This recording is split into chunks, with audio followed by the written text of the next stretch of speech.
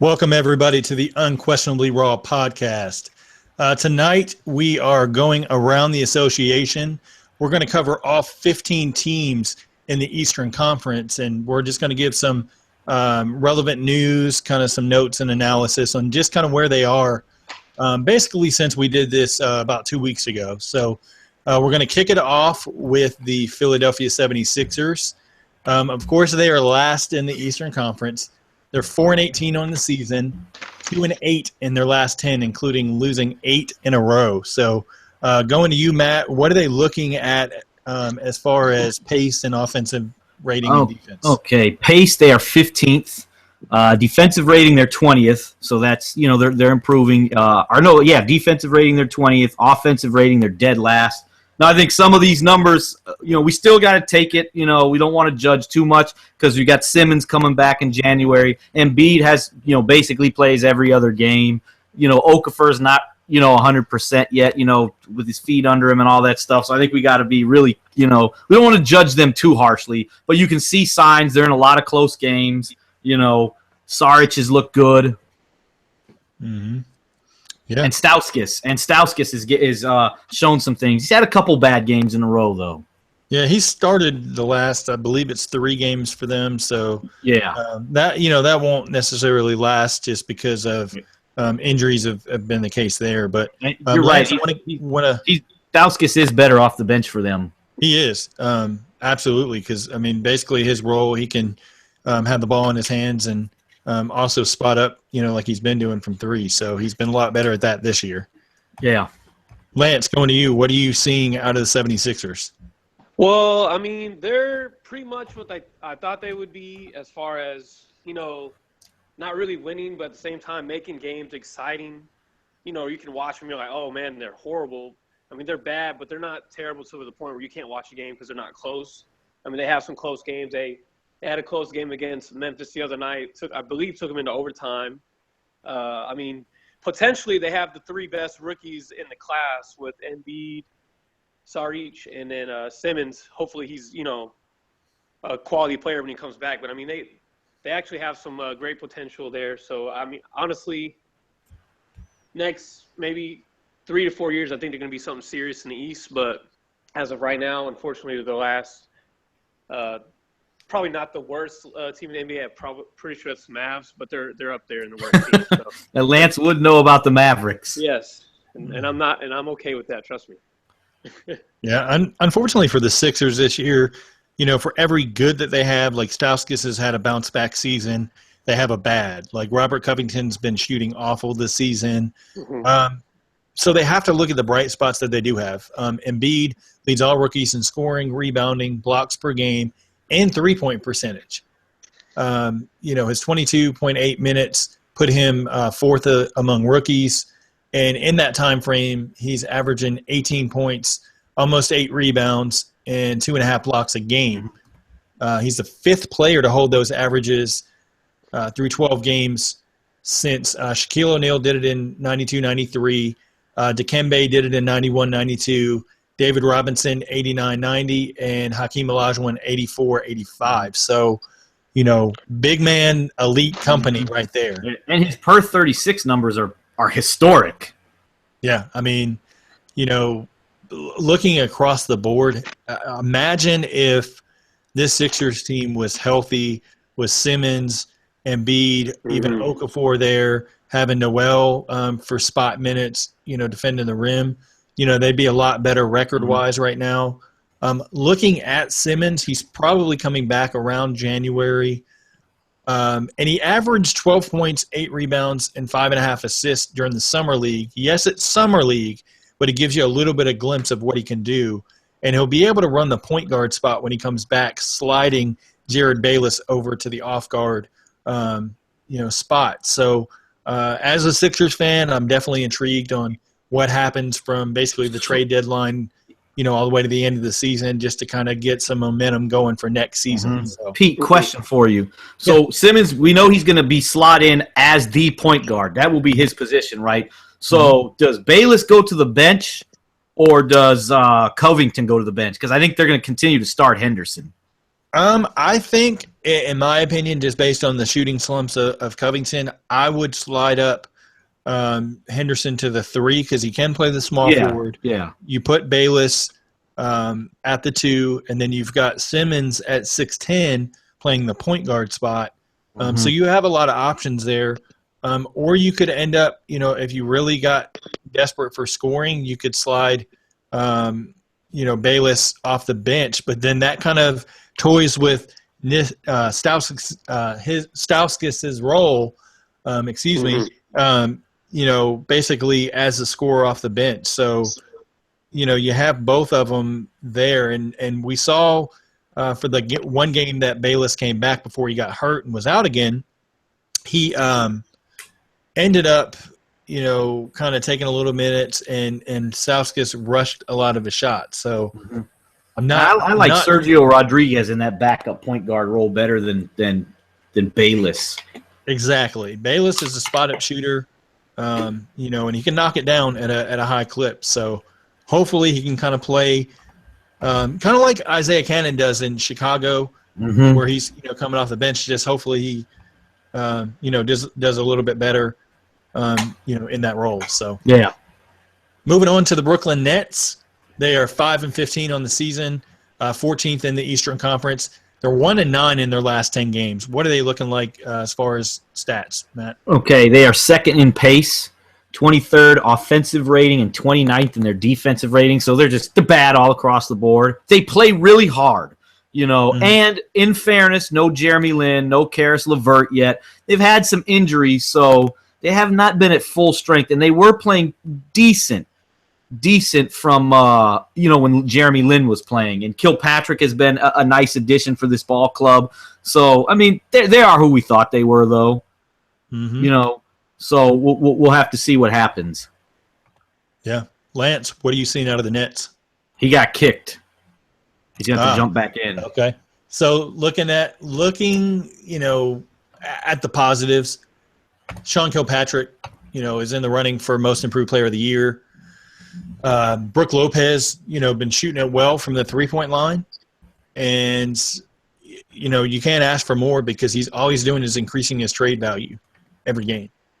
Karis LeVert, as you mentioned, Matt, he's coming back soon. He's already practicing. He'll give you a little bit of a different dynamic because he came out of Michigan as an NBA-ready player. So I'm curious to see what he does. Jeremy Lin coming back soon from injury. That'll help the offense for sure. And a guy in Bojan Bogdanovic, he's been consistent all year. He's the 4th or 5th option, only averaging about 15 points a game. But he had 3 games this past week where he averaged about 18 a game with a high of 24 points. He does, when he's consistent, he's able to knock down shots and things like that. You're not going to get a lot defensively from him. But I think that the Nets are trying to find creative ways to build for the future. Obviously, with the Monty Eunice offer out there, that was a very creative offer. Of course, Houston matched it, and then Monty Eunice and agent BJ Armstrong decided to balk at the $6 million difference in incentives. So we don't know really where that's going to end up, with Monty Eunice, but he cannot go to the Nets for a full year. So I saw today the Rockets might do like a separate thing with Monty Hughes to make up for that $6 million and try to make it work. So it doesn't sound like it's not that Monty Hughes doesn't want to be in Houston. I mean, if I were him, he's kind of the kind of guy that fits the D'Antoni mold. So that nice stretch big man who can space the floor. I mean, he fit well in the D'Antoni offensive schemes. Yeah, absolutely. Lance, what do you got on Brooklyn? I mean, honestly, they're one of my favorite bottom-tier teams to watch. I know it sounds crazy, but I just like their energy. I know it's kind of cliche by now, but they play hard. I mean, you would think that every team in the league plays hard, but they literally play hard. It's kind of good to see Booker. I was watching the other day against Washington. He was just going to town on Gortat. Him and Brook Lopez, honestly. But it's good to see Booker actually being in the league and doing something. Obviously, Kilpatrick is a feel-good story. I mean, that Clippers game is still probably my favorite game or one of my favorite games that I've watched this year. A lot went on in that game. I mean, they took them to double overtime. That's about as good as a win as some of the top Eastern teams have. So I do like watching them play. It's just they just don't have enough talent, man. And Jeremy Lin's still out, so I'm excited to see how they're going to look with him in the offense. Because I mean, he may not be a great shooter, but he's a pretty good playmaker against the rim. Mm-hmm.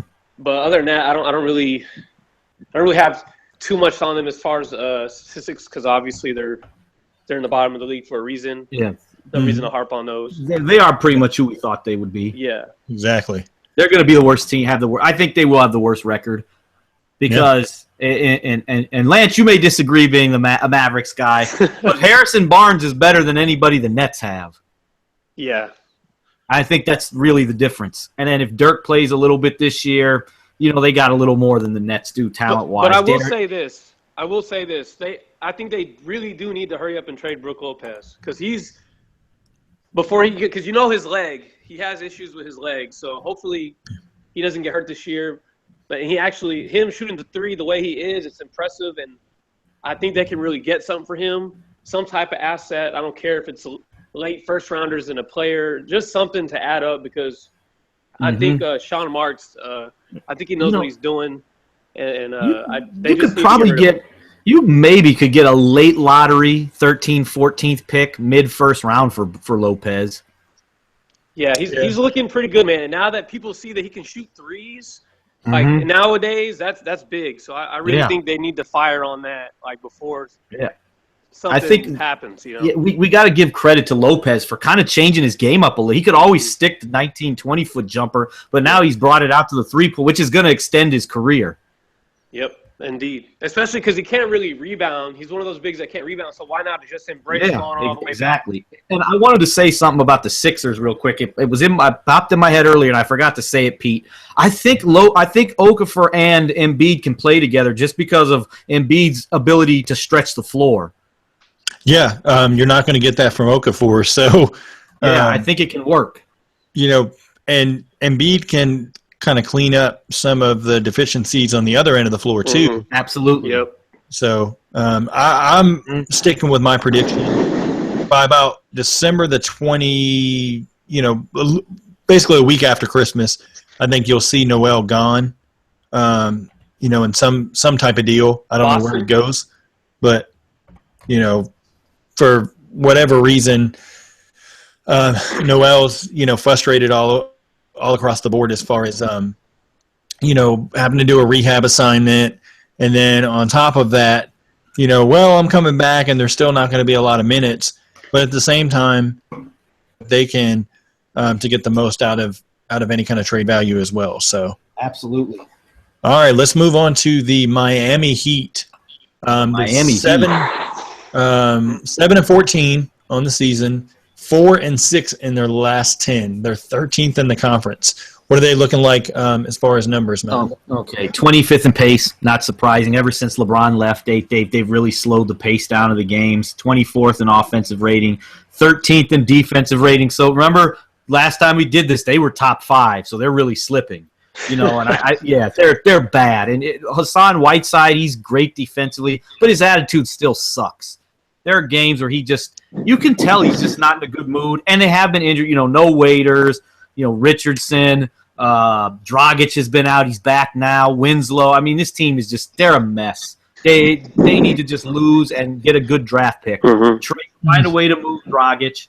Draft one of those top point guards coming out. Just build. Winslow's going to be a hell of a ball player. You got Whiteside.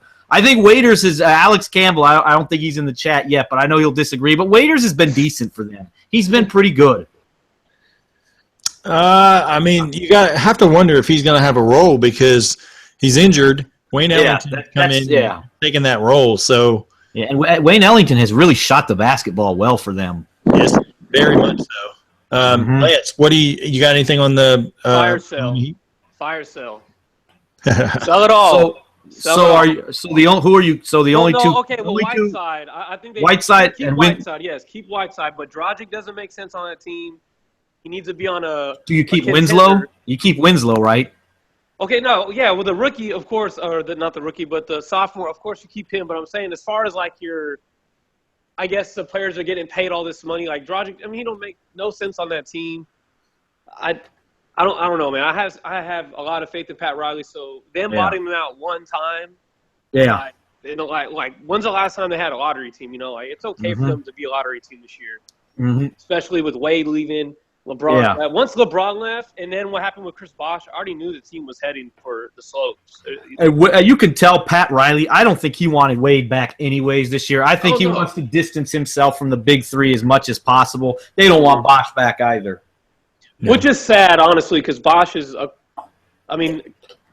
class player on the court and off the court. So, yeah, stand-up guy. Yeah, once I found out about Bosh might not be able to come back, I thought that this team was pretty much done for. So them being where they're at is kind of surprising, but at the same time, when you look at the roster, it's just like, what do you expect? And if Hassan Whiteside's your best player, you're in trouble. Right, exactly. And, I mean, don't get me wrong. I would have loved the Mavs to get him just because, I mean, you may say, like, I guess solo defensive numbers, he's good. But as far as, like, team numbers, he's probably hindering his team in that aspect. But, I mean, I do think they should keep him. At least, I mean, hell, he's got – what has he got, like 3 or 4 more years on his contract? No reason to trade him now. Like, no, they'll keep him. They're not going to pay him all that money just to trade him. They'll keep Dragic. Dragic don't make no sense. And honestly, yeah, he's been hurt, but even when he wasn't hurt, he hasn't really been playing how everyone thought he would be playing. Yeah, and you could probably get something for Dragic. Oh yeah, you can get a late first round or give him to a playoff team that needs a point guard. I mean, he doesn't belong on a team that's losing like this, So. Yeah, trade him. Mainly trade him to the Spurs. And it's interesting, guys, that you both bring up kind of like get what you can for some of the players, because 8 players on the team become trade eligible next Thursday. It basically starts a 2-month process in which the Heat will go from being capped out to potentially having almost $24 million in available space. They're in South Beach. Everyone wants to go there. You get a good draft. Yeah, you get a good draft pick this year. Yep. Now you've got Whiteside, you've got Winslow. I'd keep Tyler Johnson and Josh Richardson. Yeah. No, those are good quality role players. You got good quality role players there. You could be back in the playoffs next year with a solid quality free agent. What I will add, now this is more so off the court, but will what Riley did to Wade, will that throw a red flag to some players of free agency? I don't think it was that big of a deal, but from the climate from around the league, it seems that he made it so much about business that he just, I guess, forgot about everything that Wade did for the franchise. Will that throw a red flag in there for other free agents that come in? It depends on how much money they're getting paid. Right. Money talks. You look the other way, right? I mean, look what LeBron did. I mean, look, LeBron went back to Cleveland. Yeah, so exactly after that what he did, that nasty letter, that one of the nastiest things I've ever. Absolutely. Yeah, that was a nasty letter. I'm sorry, but I just want to throw that out there because it is something that happened. I didn't think it was a big deal, but I also, unfortunately, don't really care for Dwayne Wade that much. But from the outside looking in, I can kind of see what everyone else is talking about. And getting a guy back like Justice Winslow healthy, you can see what you have in him long term. But the 8 guys that I mentioned that can be moved, basically Hassan Whiteside, which is not going to happen.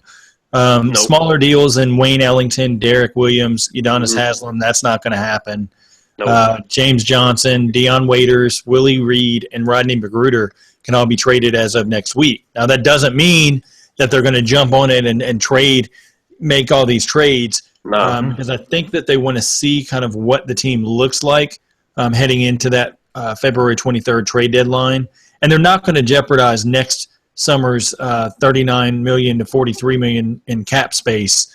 But they'll definitely look to get that Chris Bosh contract off the cap as soon as possible, either sometime in February, or they may have to wait till April, depending on if Bosh is going to actually want to come back this season, or if he sticks to his word and sits out until next year. And then another player in Tyler Johnson can be traded on January 15th, but he can veto any trade through the end of the season. So I don't think they're going to move him. Wait, do you say he can veto it? How so? What kind of contract? No, he's probably got a no trade clause. Tyler Johnson? Something with the CBA. We'd have to get our good buddy Keith Smith to clarify what rule that is. I'm not sure, but he's got them Carmelo negotiators in the room with him. I don't know how he got a no trade clause. Oh my God! I don't know that it's a no trade clause, but I think it has something to do with the language that was in the contract that our offer sheet that he signed with Brooklyn. Not entirely sure, but right. That's a whole other world, right? That's just a whole other world. Exactly. Looking at Whiteside basically as your centerpiece, as sad as that is to say, but he is tied with Westbrook this season as a league leader with 16 double-doubles after Saturday. He's leading the league, basically rebounding, offensive rebounding, third in blocks, and he's averaging basically 18 points a game. So he's not bad. It's just his attitude is hit or miss. But I think we've covered the Miami Heat, a good bit more than we probably should have. Gonna move on to the Washington Wizards, who are 12th in the conference, 7-13 record on the season, 5-5 in their last 10. What are they looking like as far as their rankings, Matt? Okay, the Wizards are 13th in pace, 16th in offensive rating, 21st in defensive rating. They're not a very good basketball team. And something interesting that I read today, after every single game now, the only one that shows up after the game, win or lose, to talk to the media is John Wall. Mm-hmm. Everybody else just bolts. Even what Marcin Gortat decided, that just tells me they don't care. Mm-hmm. That's a bad sign. And Gortat doesn't do it, he said, because he's afraid he may say something and essentially get in Scott Brooks' doghouse. He already did it. It was the worst in the NBA. So yeah. So Scott, I don't know. See, I think we're seeing Scott Brooks was always a very overrated coach. Yeah, he just rolled the balls out there and let him play. Yeah. Right. Yeah, and I mean, Bradley Beal's had some decent games here and there. I'll tell you a guy who actually has been really good for them, though, outside of Wall, has been Otto Porter. Absolutely. He's been fantastic for them. I mean, they're talking about him getting a max contract now. I wouldn't go that far, but he's been really good. Yeah. The problem lies on the defensive end. So. Yeah, they're terrible defensively, which is surprising.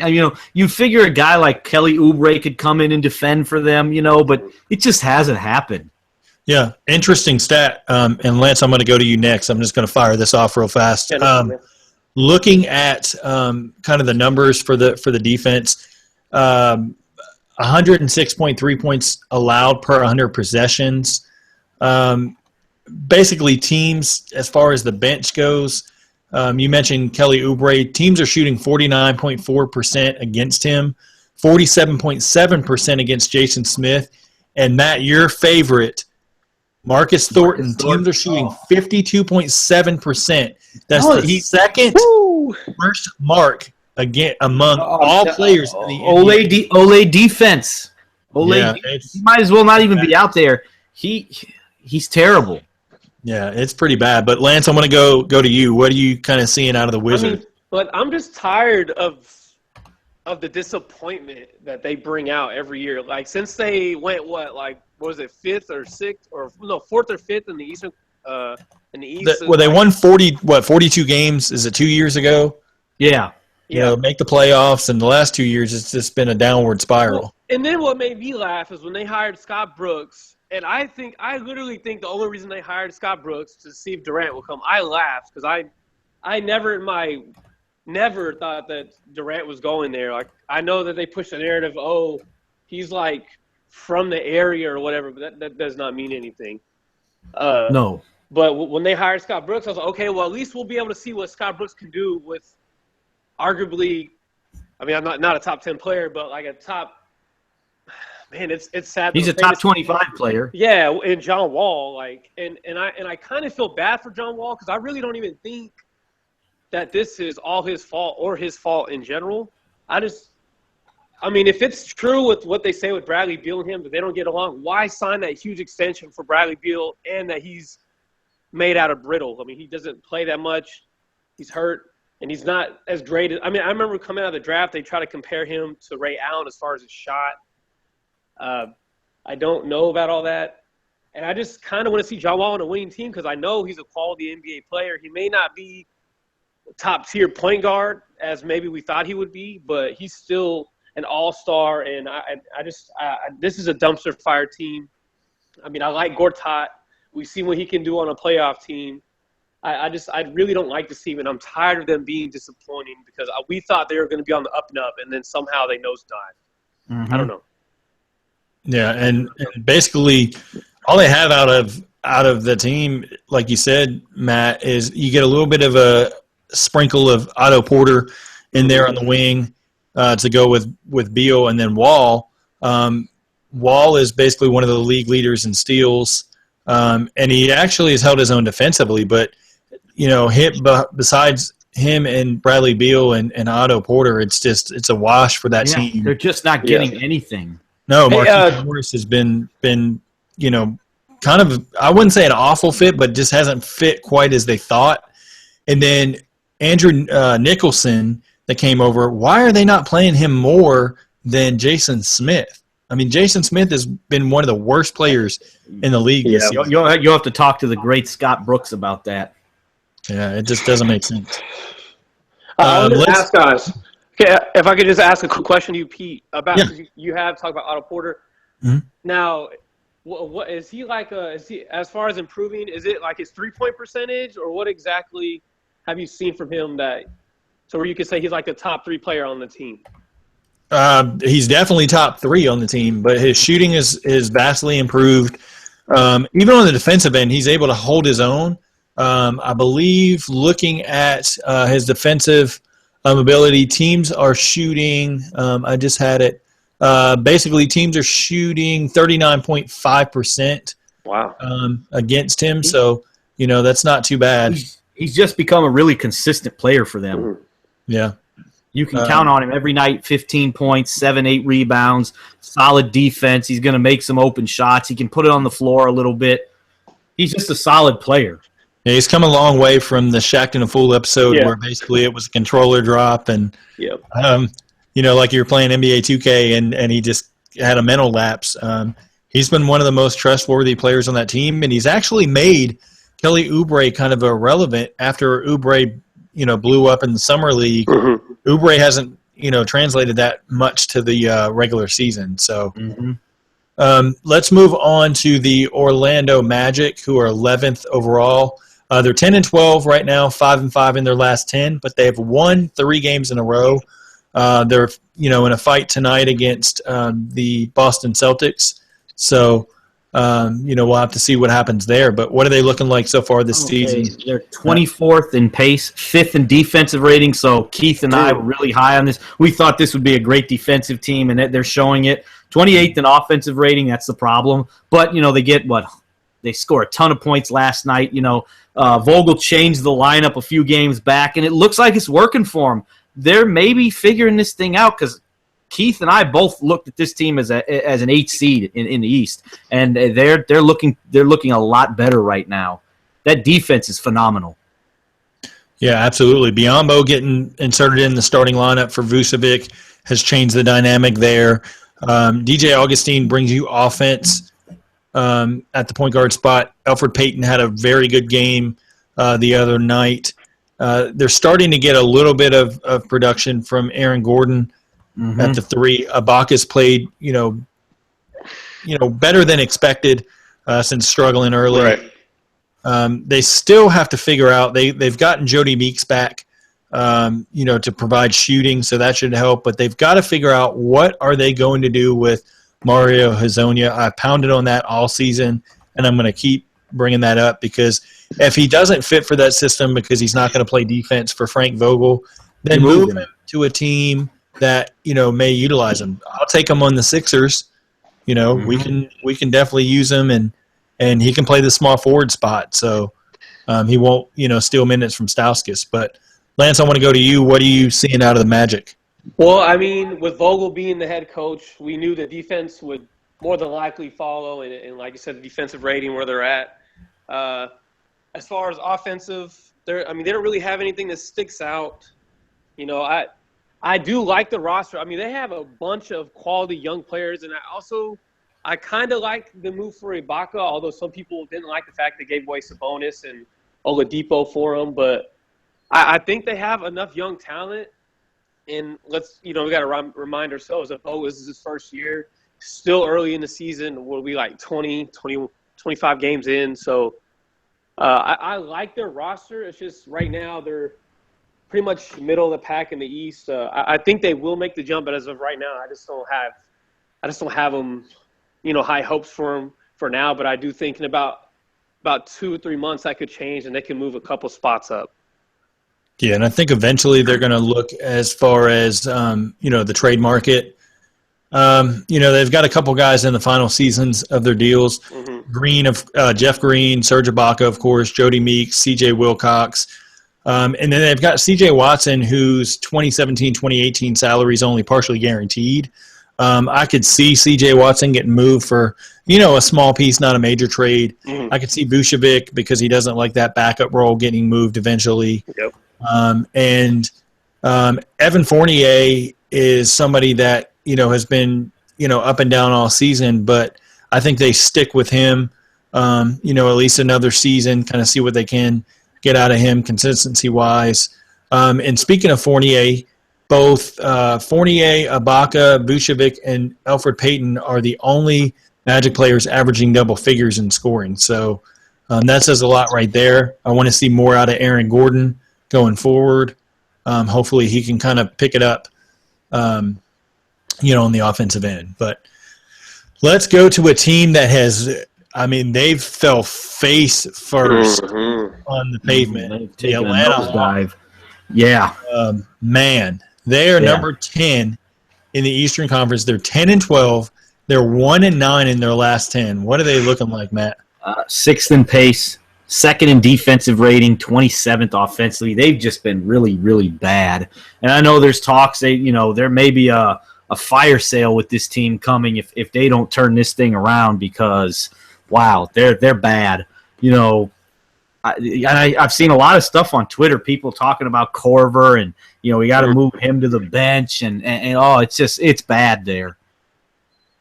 Yeah. And Dwight Howard, you're going to start seeing more antics from him, because when it goes bad, Dwight Howard is a sore loser, and we know how he gets. Yeah, 10 losses in 11 games is not good. Yeah. All coming after that hot 9-2 start. Everybody's like, wow, Dwight Howard's made a difference, including myself. They look good. And then all of a sudden the wheels fell off. But what are you seeing, Lance? So obviously they're kind of free fall and nosedive, but they're still holding up with some team statistics. They're still 3rd in assists, 1st in steals. And ironically, they're top 10 in free throws, which I blew my mind when I saw that. Being Dwight Howard on your team, I don't understand it, man. They have a great coach. For the most part, they have the same core, except for obviously Dwight Howard's there. And Paul Millsap, I believe this is his contract year, right? Yeah, he's one I can see. If they're gonna do this and just be this bad, I would definitely wait till the trade deadline to see where they're at. But I think they can get some, even in a contract year. I still think that Millsap can garner some nice assets for him, even if it's obviously not a lottery pick, because his age and his contract is only a year left. But I don't understand it. I honestly don't. And then they picked up Schroeder so early in the season with that extension. I really thought that was going to wait until the end of the season and see what would happen. I honestly thought, because I like him, but I don't think he's that good to where you can just feel, okay, let's go ahead and get this extension. They could have just waited for that. But, yeah, I don't understand it, and it's kind of disappointing, because that's always been one of my favorite teams in the East, because, they're not necessarily great with, like isolation players and stuff like that, but as far as quality team play, they're kind of like they used to be like the Eastern Conference Spurs, except for just obviously in the playoffs not as good, but they have kind of the same mindset when it comes to spreading the ball, passing around. But it's I guess to make a short word, just disappointing. Yeah, to go from top 2 in both offense and defense, not anymore. Basically, they had several losses where they, got blown out 20 points or more. Back-to-back losses to the Pistons and Raptors by a combined 80 points. No ball movement whatsoever.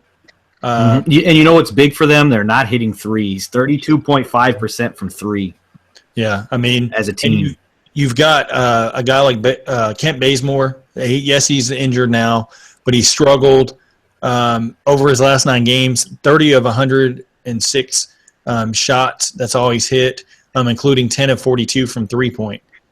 His total 78 points in the span, with 43 of those points coming in 2 games. So that tells you how bad he was beforehand.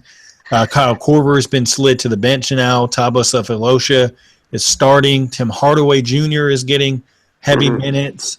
This team's just kind of unraveling before our eyes. So, I know Keith wasn't very high on him. I believe I had him 7th finishing in the East. I know when we had Buddy Grizzard on, he said we could see him as far as top 2 in the East, and it looked like that. It looked like it at the beginning of the year, and things could change. They can go back on a big run, but I think it's time to evaluate. It's not. You're not in horrible shape. You're 10-12. The Knicks right now are basically 3rd in the East. Right. So, and they're 12-9. So the Hawks are only a game back in the loss column. So there's still a chance they could turn this thing around. But if not, I think trades are coming. Right, and in the coming month, we'll get Buddy back on to talk about just what's going on both ends. What's been good, what's been bad with the Hawks. We can dive a little bit more in depth, but I want to move on to the Indiana Pacers. They are in the 9th slot in the East. They're 10-11, 5-5 in their last 10. What are they looking like, Matt? 9th in pace, 18th in defensive rating, 21st in offensive rating. So the defense is improving. 2 big wins against the Clippers in the last 10 days or so. Paul George is back. CJ Miles is back. So we'll see. Hopefully they can turn this thing around. Defense would seem to be the problem earlier. They're getting better. Yeah, they get smacked by Golden State and they give up 60 to Klay Thompson, but that can happen to anybody when you're playing Golden State. I wouldn't look too much into that. Offensively, though, they're not as good as I thought they'd be. I think a lot of that is, like Keith said, a lot of ball-dominant guys. And you know what? They're not giving the ball to Miles Turner enough, I'm noticing. They kind of went away from him, and I think that's a mistake because I think he's their second-best player. Yeah, absolutely. Lance, what are you seeing out of the Pacers? Well, I know Teague was never labeled as a great shooter, but he's having his worst shooting year since his rookie year. And, I mean, he already can't shoot the 3, so that's already tough looking. They're another disappointing team. I know some people on this on our show had them as high as 2 or 3, and I know not everyone agreed, but no one – I really didn't think they'd be pretty much on the outside looking in as of right now. I mean, they have the talent. I don't agree with their coaching hire. I don't know why you go from Vogel to McMillan. I don't understand that. I still think there's hope. It's early in the season, like as we keep saying. So, but as far as for the show's sake, we do have to analyze what we see so far. I'm not thoroughly impressed. But they have Paul George and they have Miles Turner, and we see what Miles Turner can do. I just hope I just hope they can realize what he pretty much is, because I mean he can shoot, maybe not all the time, but he can shoot the 3. He can post you up. He can hit mid range. That guy is really explosive to me, and I really thought that he could be an all-star this year after what he did in the first game. Although it was against the Mavs, what he did in that first game was. I know it was against the Mavs, but still, they did try to put bodies on him, and he was hitting shots over people in mid-range, had a couple threes. I really like their roster as far as, like, their 3 main players, but I don't understand. Maybe they will have to make a trade. Maybe. I know I did say this earlier in the year. Maybe they will have to trade Monte Ellis this year. Who knows? Yeah, and that's a good point. That's my take. Yeah, that's a good point.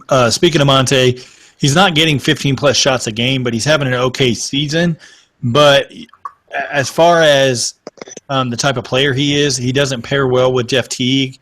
Teague hasn't been shooting the ball well, but he's averaging career highs in both steals and rebounds, so that's helped. But we also have to realize, Nate McMillan has never been an upper echelon coach. And then Paul George has been having a quiet season. He's been injured. He's their best player. Yep. A guy like Al Jefferson doesn't play defense. No. And, Thaddeus Young has struggled in other areas, shooting a career low 48% from the free throw line.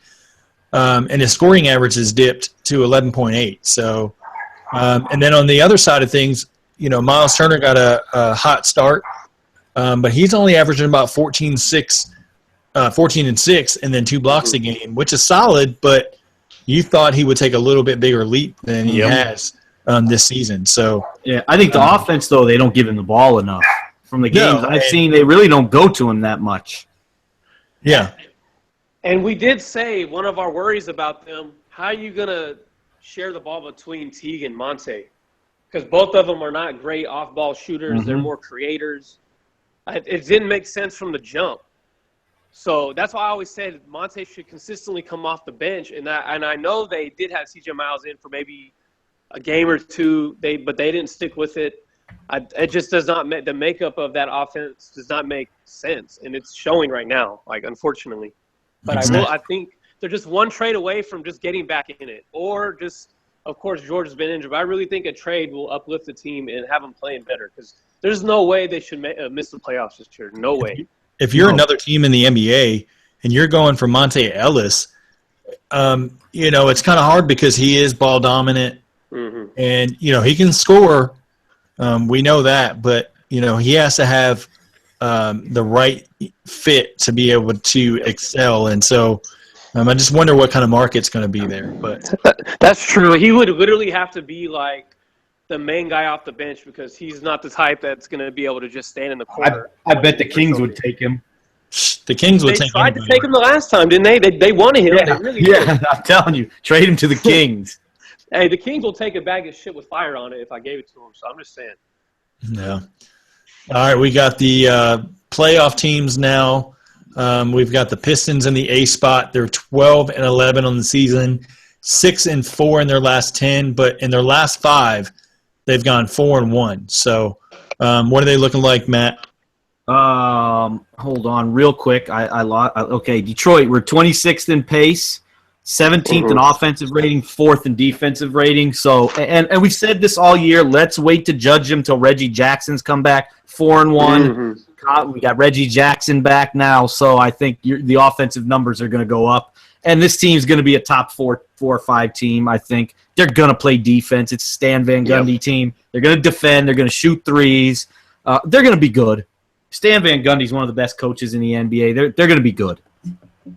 Yeah. What are you seeing out of them, Lance? Like you said, the record kind of misleading. If you just have to realize Jackson has not been there for pretty much the start of the season. So I actually got to watch them last night against the Bulls. I tried to do some studying for today. It kind of was.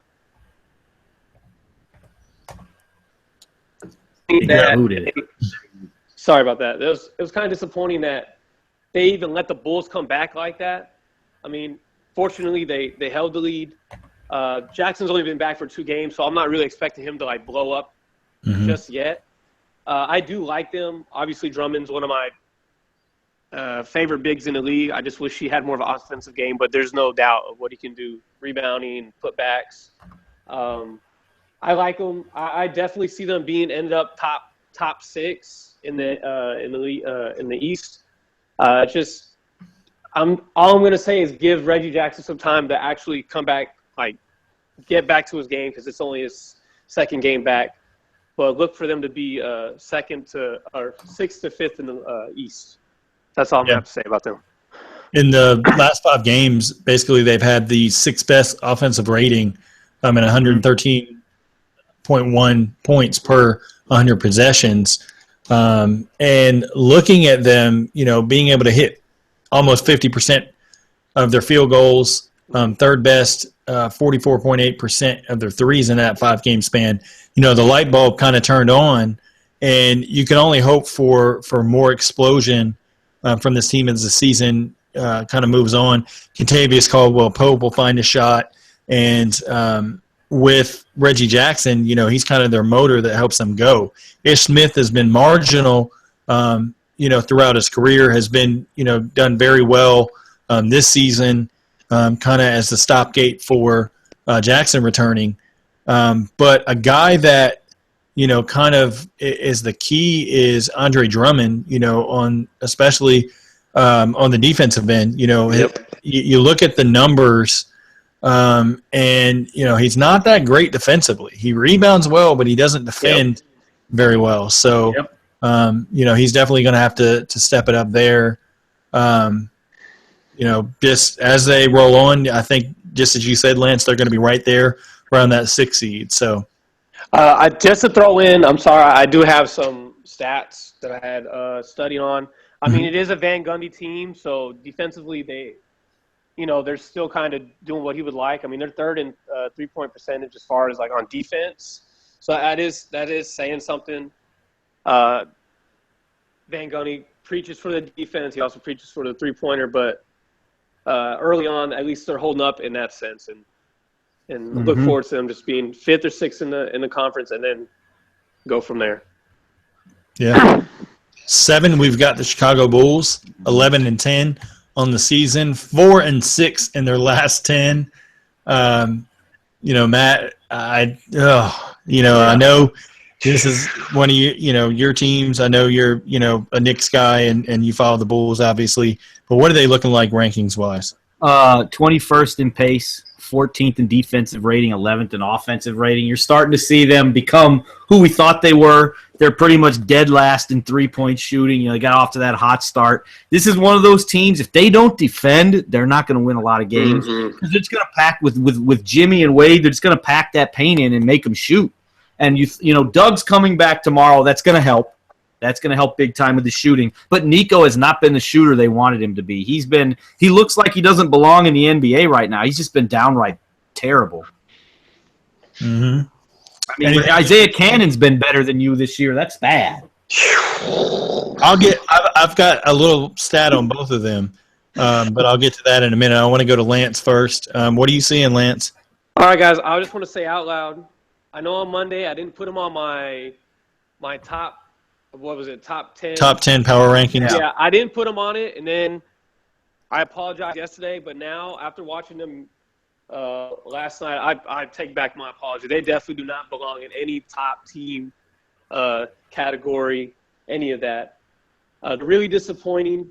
I mean, we didn't think they'd be great, but they did kind of have a good start. Like, honestly, that start was better than I thought. So maybe they're just coming back to earth. They are last in 3-point percentage, which is not surprising. I don't even know why I even say that stat. We all pretty much knew that was going to happen. But as far as getting to the rim, or at least getting foul calls, they are top in pretty much every free throw category. So at least they have that. And a lot of that, though, I think is the product of having Jimmy and Wade. Right, exactly, because what do? They're known for getting to the rim. That's pretty much Wade's whole career. But still, that's saying something. And Gibson looks good, man. Like, I like Gibson. Yeah, he has been one of their bright spots. Like, pretty much, like, maybe not anymore, but at one point he might have been, like, a starting power forward, but they just had him in their back pocket, and they never really needed or wanted to trade him. But maybe this year's the year. Mm-hmm. I think maybe this year's the year. I love him. I think a lot of other teams will love him. I mean, shit, I would – from the Mavs, I'd trade, like, 3 players for him. I'd give you Powell and his brothers and cousins to take Gibson. I mean, I like what he brings. He's he somewhat can bang your down low, like some mid-range shots. He's very savvy. He the night that – or last night when they lost the Pistons, him and Butler were pretty much in every positive play that I watched. Like, honestly, if there was a positive play, it was either Butler or Gibson, like, 8 times out of 10. So I don't know how Wade's gonna, like, end his career there, what it's gonna look like. And Rondo, being his normal self, getting into trouble with the coaches, I don't see him being there long. And Butler, I remember last year we were talking about trading him. I don't know if they'll do that anymore, but definitely I think Gibson's definitely a trade potential right there. Yeah. Looking at speaking of, I'll kind of start with Taj Gibson. With Taj Gibson and Robin Lopez on the floor together, the Bulls only give up 98 points per 100 possessions, and they outscore their opponents by more than 8 points per 100 possessions. So they're not the problem. The problem lies with Niko Mirotic and Isaiah Cannon combining for 29% shooting on 8.6 3-pointers per game. So, Cannon's kind of looked good at the beginning of the season. Nico has looked awful. We already know he can't defend. So then it falls on for shooting. Rondo at 35%, Jimmy Butler at 38%, and Dwayne Wade at 37% from three-point range.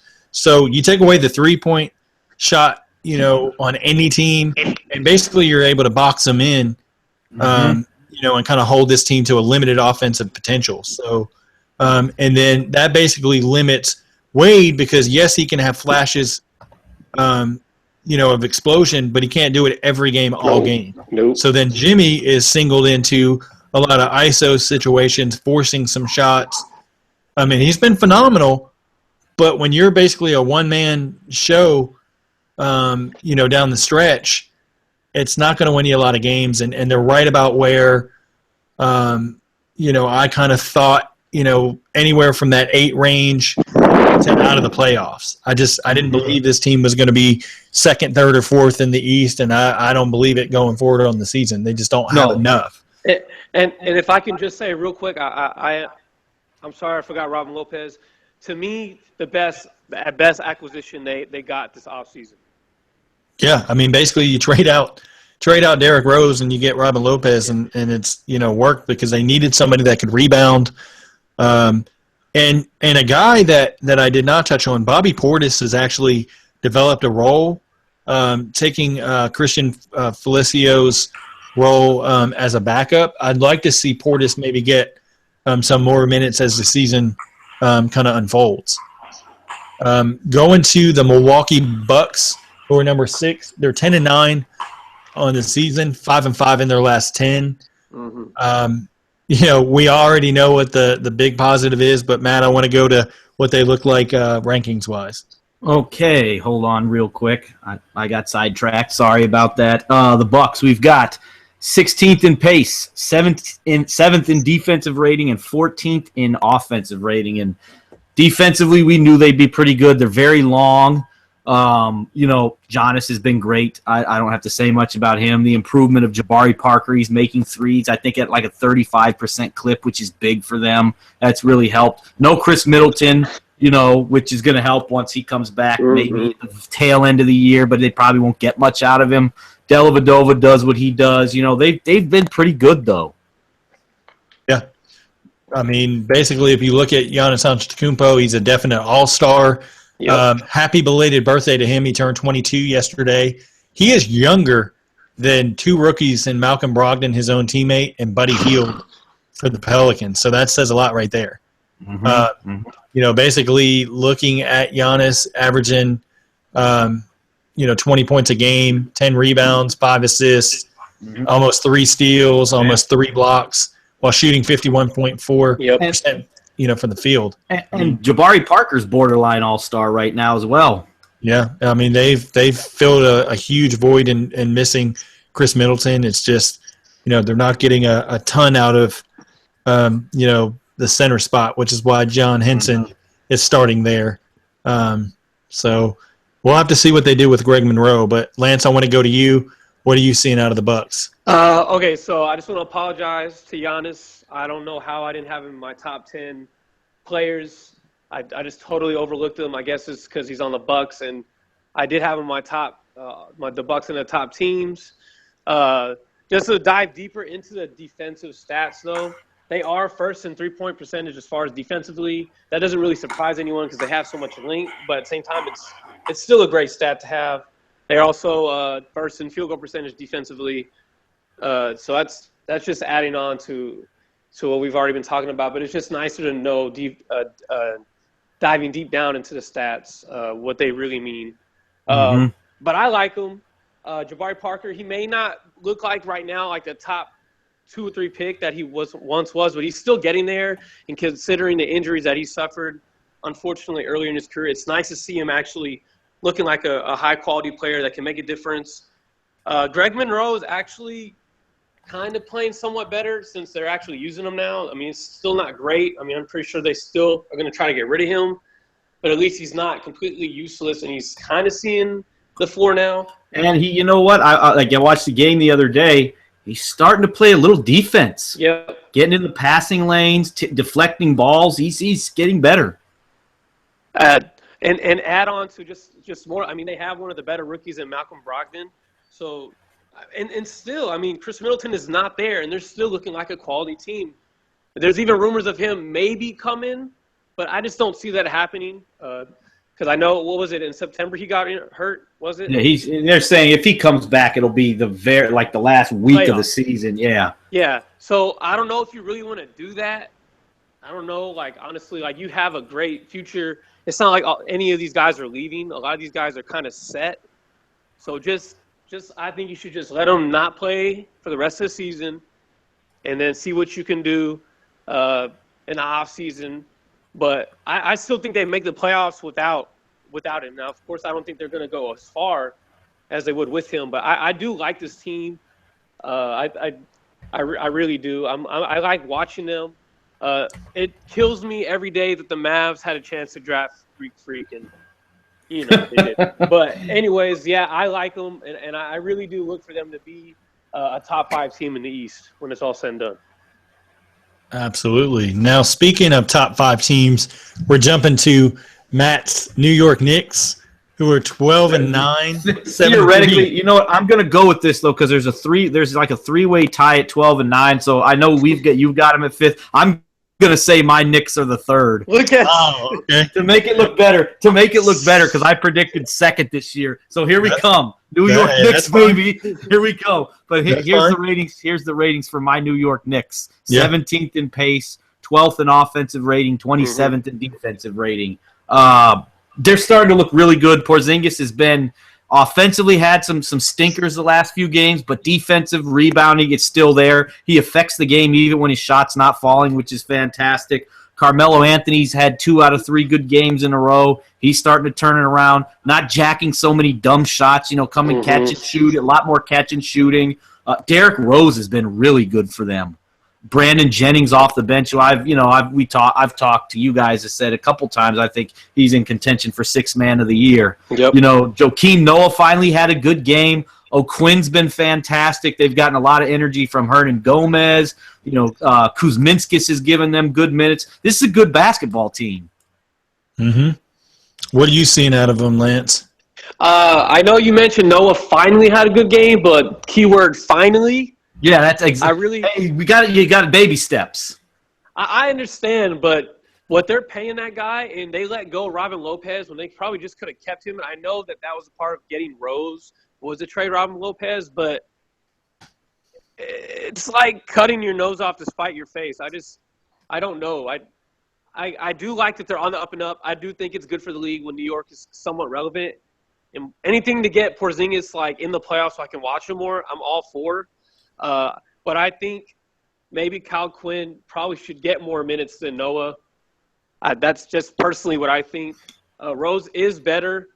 I don't know how long this is going to hold up. I don't like being, pessimist, but we just know his history. But it is a good story for him to be on a relevant team and actually doing pretty well. As someone who's lived in Illinois and has watched a lot of the Bulls the last 3 or 4 years, this is the best Derrick Rose has looked since he got hurt. Mm-hmm. I know they say his explosiveness is gone. It's not gone. He just doesn't use it to explode and get dunks anymore. He can still blow by his man, though. He just finished him with maybe a finger layup instead of a dunk, which is fine. 2 points is 2 points. Yeah, absolutely. And if you look at, they started, 3-6 on the season. Everybody was like, oh, boo, this team sucks. They've won 8 out of their last 9 at home. They're a very good offensive rebounding team. Third in the NBA at 12.2 a game. And then Porzingis, man, there's some nights where it's just like, the comparisons get thrown up of Dirk, and Lance, we've got, you obviously as a Mavs fan, but with Porzingis, I mean, you could just see the pride that he has as his game evolves, of kind of emulating some of the things that Dirk was able to do throughout his career. And people said, well, he's probably going to have a sophomore jinx. How is he going to fit, including myself? With because that you team, had, yeah, especially with this team that they have, it was easy to say that, wasn't it? yeah, absolutely. But I mean, he's their second leading scorer, almost 21 a game, 7.4 boards, and then almost, basically 1.67 blocks per game.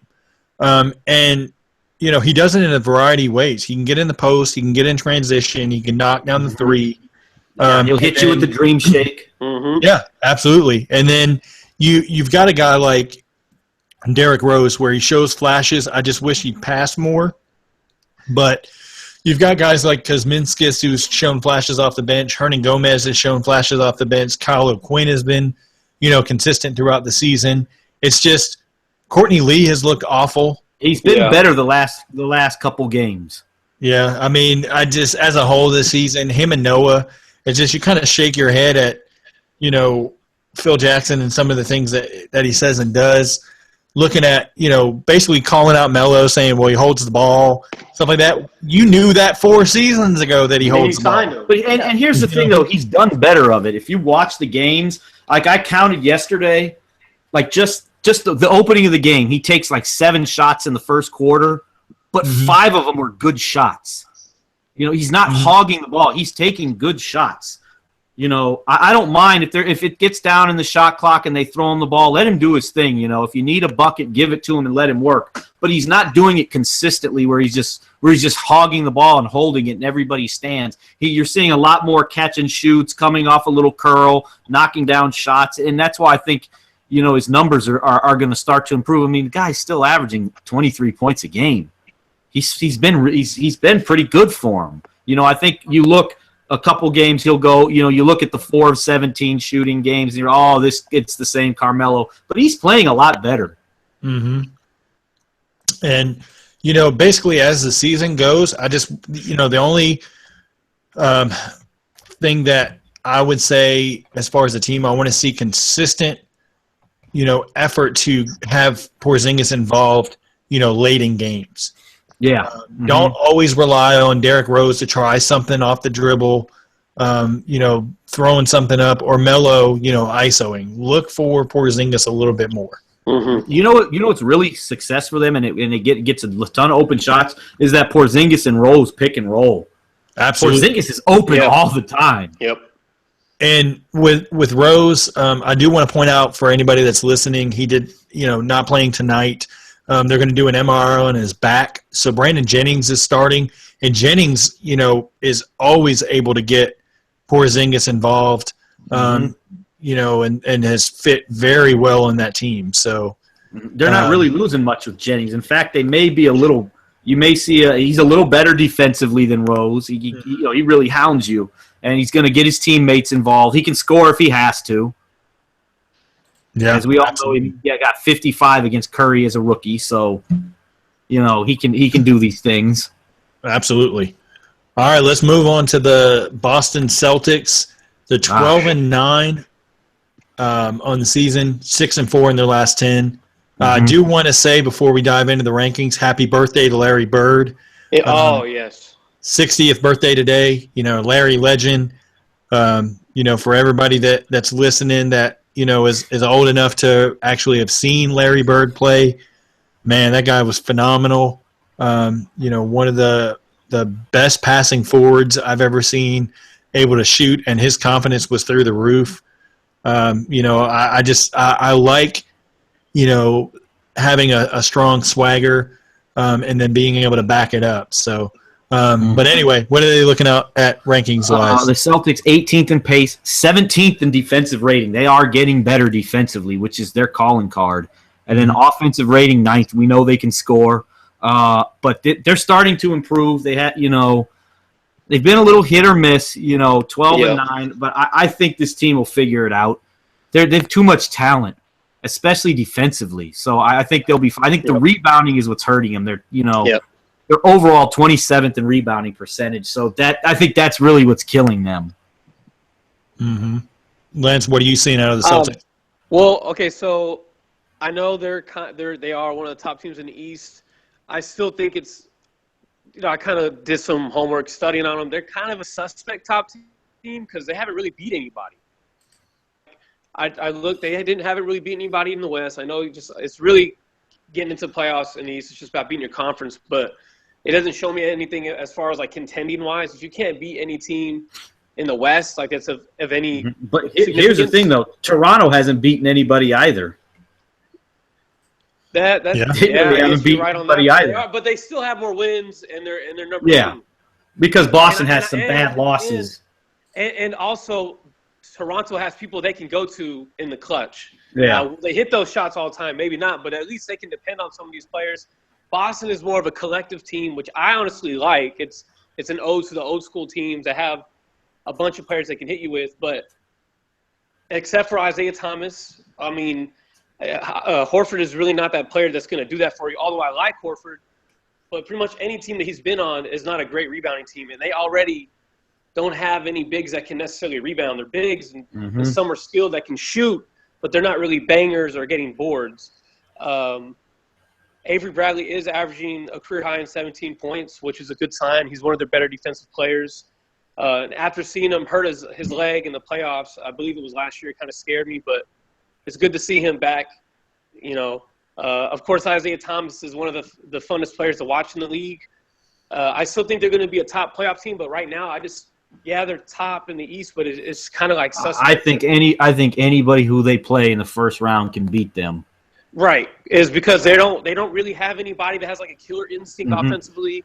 I mean, of course they have Crowder, so he's going to be able to guard pretty much almost anyone they throw at him. It sucks because they didn't have Crowder and Horford for a good chunk of games in the beginning of the year because of I believe it was a concussion protocol for Horford. And I don't necessarily – I think it was it an ankle or was it like a knee for Crowder? What was it? I believe it was his ankle, if I'm not mistaken. Yeah, I think it was his ankle. But, I mean, so it's kind of hard to judge them all the way. But as of right now, I think they're a suspect team. I really do. But I like them. But just of right now, they don't look as strong as I really thought they would. Yeah, I mean, if you look at it numbers-wise, the Knicks, the Celtics – and the Hornets only trail the Cavaliers, by 3 games. So it can go any way. Basically, looking at the other side of that, they're only 2 games away from, number 9. Yeah, it's weird. It's weird. It gets kind of murky there. I think Kelly Olynyk has looked very good since he's come back.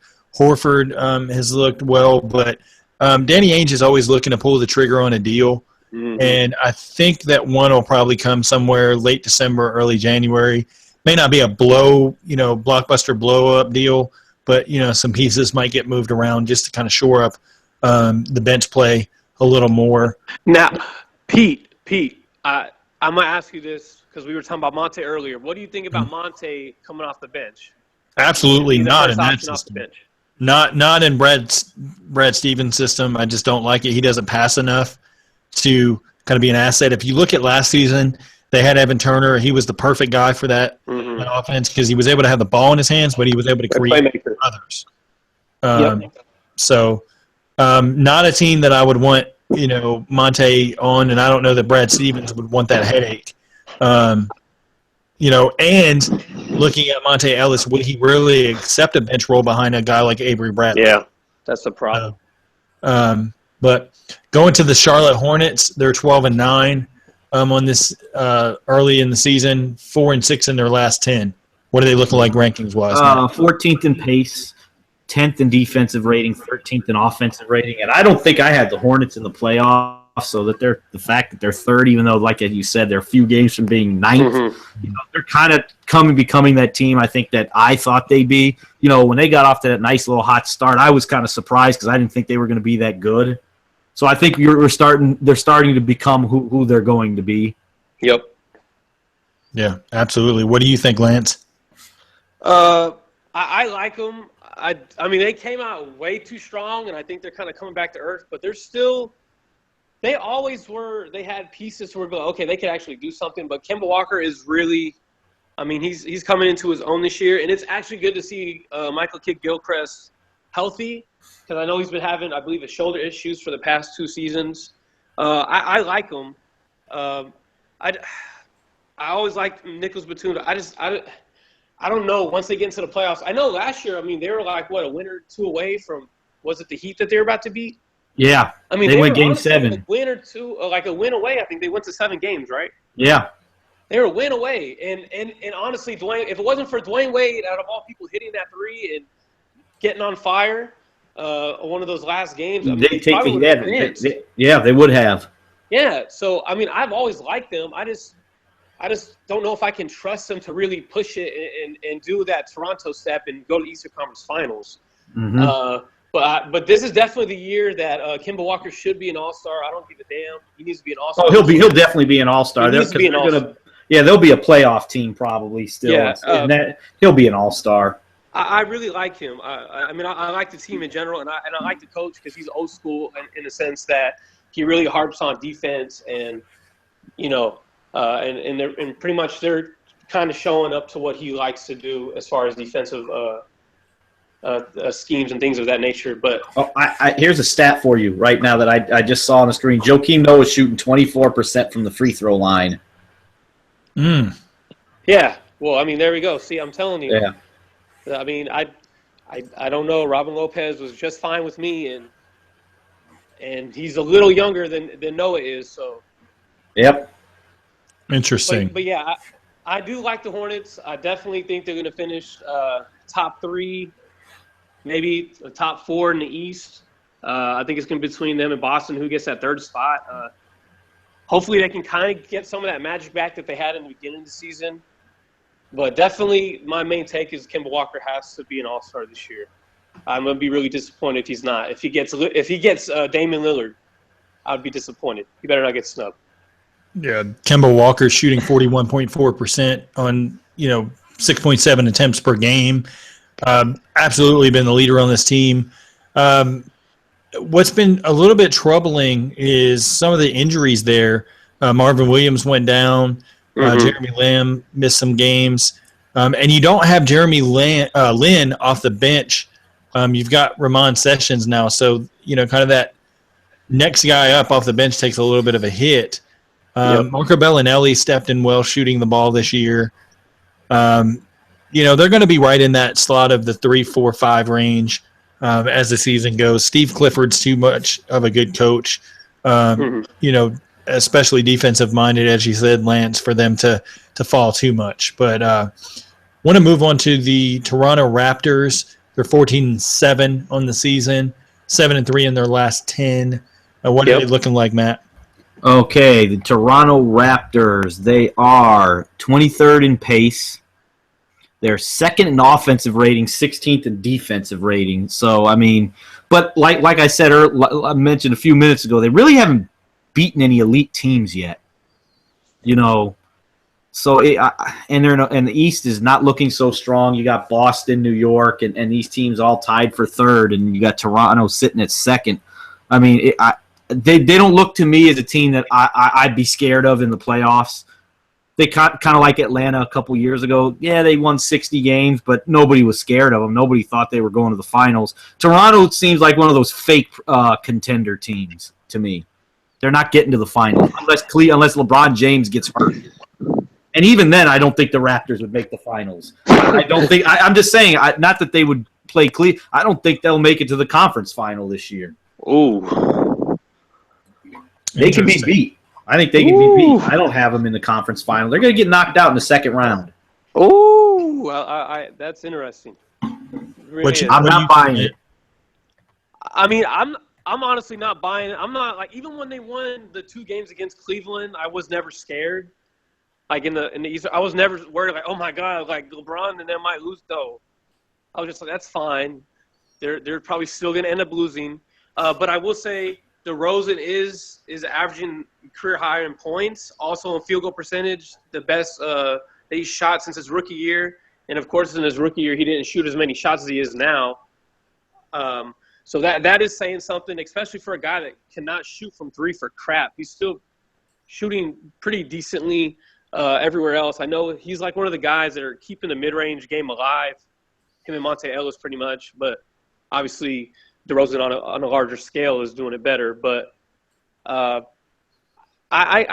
like this team. I mean, they're 2nd in the East, but what does that really mean? Like you say, they're not. It doesn't mean anything. Yeah, it's like I do like that DeRozan is still up there. Like, I mean, he's averaging, I believe, he's almost averaging 30 points a game. He's averaging 28, and he's not shooting that bad except for obviously his threes. Like, everyone knows he can't shoot threes for crap.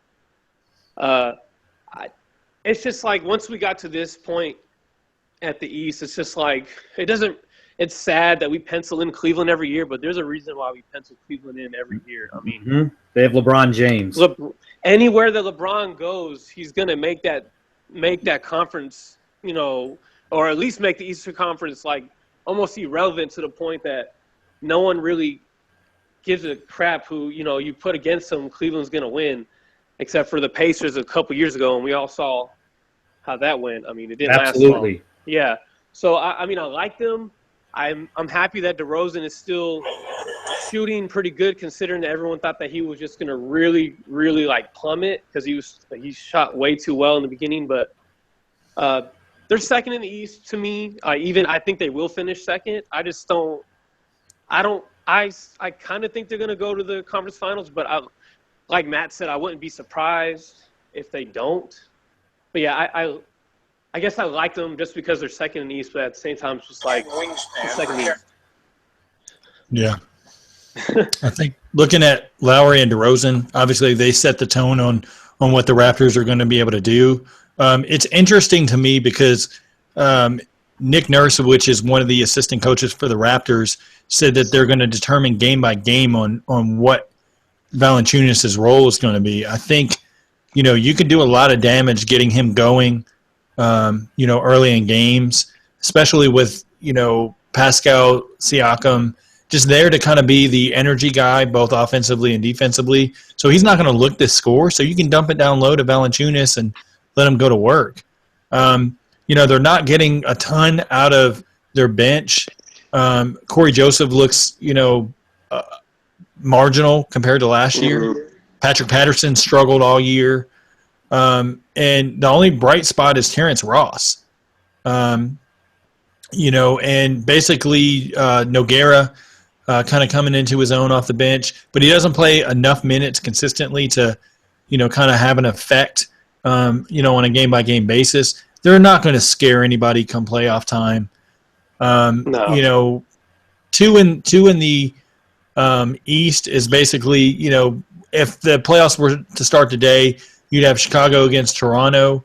That would be a dogfight as far as that matchup. And if somehow Detroit was able to leapfrog to 7, I think Detroit could take out Toronto in a 7-game series. But let's move on to our last team before we wrap it up. The Cleveland Cavaliers. Yes. 6-4 in their last 10, but they're 14-5 on the season. Number 1 record in the East. What are they looking like, Matt? 11th in pace, 19th in defensive rating, 4th in offensive rating. I think they're second in the NBA in 3-point percentage as well. Defensive, I think a lot of those defensive numbers is just kind of them coasting from time to time, blowing teams out. Second, bum minutes in there. So I think the defensive rating is a little, suspect there. I don't think you can kind of take that for what it is. They're better defensively, I think, than the rating shows. But we expected that, and we talked about that. Are they going to, there's going to be moments that they're going to coast this year. I mean, right now they're hammering the Knicks. They're really pounding them. They're up 29-15. Granted, no Rose, but still. This is the Cavs team. When big games, they get up for them. Yeah, absolutely. What are you seeing out of them, Lance? Honestly, the rebounding numbers are pretty much almost the last in every statistic that they have. That definitely needs to get better. Of course, the 3-point percentage, I honestly, if you would have told me they would have been that good in the beginning of the year, I probably wouldn't have believed it. But, here we are. Like Matt said, a lot of these things can be skewed because of them either coasting. Because lately on that 3-game losing streak, they were very lackadaisical. I was watching them play against the Bulls that night they lost, and LeBron literally had the audacity to take a contested 3-pointer against Isaiah Cannon. When I saw that, I was like, yeah, they don't give a shit tonight. They're coasting. Yeah, but I mark my words, they will not lose 3 in a row for the rest of the year. I don't think they will. I think they're done with that. I think they are. I don't think they're going to do it again. Even if they so-called rest, I really don't think they're going to lose 3 in a row again. I think this team's a lot better than what they've been showing. It's just championship hangover. You know, they're like, hey, as long as we can make it out of the Eastern Conference, we're good. But I mean, Kyrie, career high in points on the same team as Love and LeBron. You know, that's saying something. I like the way that they are getting Love involved more, although it's probably earlier in the game rather than later. I think they go more to Kyrie later in the game. But I really don't think they're going to lose 3 in a row again for the rest of the season. That's my bold prediction that I will make all night. So I do like them, though, obviously, to go to the finals. And, hell, I mean, they'll probably play the Warriors again, and we'll get to that point when we get to that point. Okay. Looking at Cleveland, you know, the thing that worries me is getting a little production out of their bench. Now that J.R. Smith suffered his knee injury, he's going to end up being okay, but, you know, just not getting a lot else, you know, there. Dunleavy hasn't, you know, looked great. Channing Frye's missed time. You know, so, you know, really you're relying on the starters. LeBron, of course, coming off his high-scoring mark for the season, dropping 34 in the Raptors. You know, basically opening night he got his first triple-double, so he's rolling. Kevin Love has looked great this season. He's got 14 points already tonight. Yeah, he's double-doubled. Now that would be, you know, if he ends up getting double-digit rebounds, he'd end up so far he's got 12 out of his last 14 outings, so that would make 13 of having a double-double. You know, 20-10 games in each of his last 3 games. And he looks like he's starting to look like that Minnesota Timberwolves Kevin Love. Yeah, because they give it to him now. I mean, he's got more confidence because they don't just let him sit there in the corner for no reason. They're actually giving him chances, and he's getting confidence. I mean, it's pretty much stemmed from last year's playoffs. It's finally getting there. Yeah, over a 14-game span, Love is averaging 22.3 points and 14.4 boards. So you know, he's right there as far as, you know, could make the All-Star team, you know, in the East. And then you've got Kyrie Irving, who's been killing it all season, 10 straight games of at least 20 points after Monday's win against the Raptors. You know, just he's never going to give you a tons defensively, but offensively, I mean, he's, you know, one of the best point guards in the league for sure. And, you know, if something was to happen and the Cavs fell to number 2 in the East, not that it's going to happen, but it's not the end of the world. They're still going to steamroll teams, you know, come playoff time. So, you know, the key is going to be the other side. Yeah, they can win on the road. Yeah, the key is going to be the other side of the conference is when they match up against a Golden State team, you know, and we'll dive into the Western Conference on Friday, you know, to kind of get into Golden State. But, you know, I think we've, you know, covered everything as far as the Eastern Conference. And you know, we'll do this, like I said before, we'll do this twice a month, just kind of taking a peek at the teams, kind of what's changed kind of in that relative, you know, 2-week span, just kind of looking ahead to the near future of what might be for the Eastern Conference teams. But Friday evening, we'll take a look at all 15 teams in the Western Conference and, you know, go from there. But I want to encourage everybody to continue to go to our YouTube page, check out the video. You know, each episode's put up. Check out the video portion. Subscribe to the page. Leave us a comment underneath the video. Let us know kind of what you think of each episode, kind of what your opinion is. We do answer back. And I want to start reading some of that stuff off on future episodes as well. So the more detail you can throw in, the better. And then, of course, continue to go to iTunes. Give us a 5-star written review. Those are super helpful. We're consistently in the top 30 on iTunes as far as rankings go. So that's, you know, been huge for us, and we only want to bump that up to the top 15 consistently if we can, you know, by next year. And you know, those reviews are huge. You can continue to subscribe and get those auto downloads. And then lastly, if you go to Stitcher.com, we're there as well. If you're someone that doesn't like to take up space on your phone, Stitcher is perfect for you. It basically streams the content, and you have a little bit quicker speed ratio to put those on. So if you want to kind of get through it quickly while you're on a lunch break or driving in the car, you can definitely do that. So like I said, that'll wrap us up for this episode. We will see you Friday night. Are we going to do 7 p.m.? Yeah, 7 Eastern again. Yeah, 7 Eastern, Friday evening. We'll go around the association Western Conference edition. Until then, this has been the Unquestionably Raw podcast. Thanks for watching. Thanks for listening.